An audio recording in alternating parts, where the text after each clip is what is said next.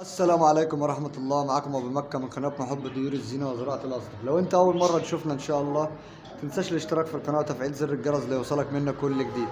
طبعا يا جماعة النهاردة الفيديو بتاعنا مميز جدا، وهو عن الحمام الهزاز الهندي، تمام، أو الحمام الهزاز الشعبي وسعره.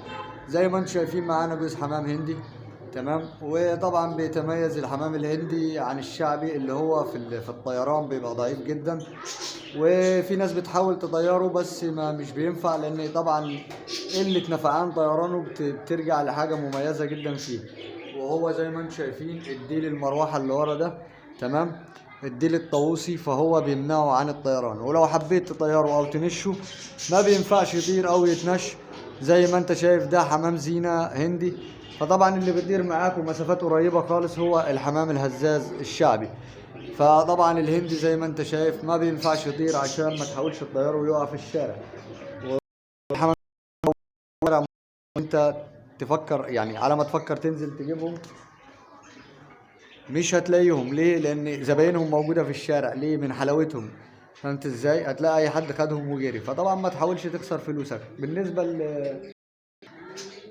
بالنسبه للي سعرهم شبابات مثلا 200 150 250 شبابات، وعلى حسب الهزه بتاعتهم وعلى بتاعتهم وعلى حسب شكلهم. يعني انت زي ما انتم شايفين دول بفضل الله قص شبابات سعرهم 200 جنيه بس، يعني حمامتين الله اكبر عليهم، تمام. بصوا معانا كده الديل المروحه، وده اللي يميزهم بين الهزاز الشعبي والهزاز اللي هو الهندي. فده طبعا سعرهم المناسب ما بين 150 200. فزي ما انتم شايفين حمامتين الله اكبر عليهم. وطبعا في حاجه تانية عاوزه اضيفها. في ناس بتقول انا الحمام عندي ما بيشتغلش بسرعه او بيضه مروق والكلام ده كله.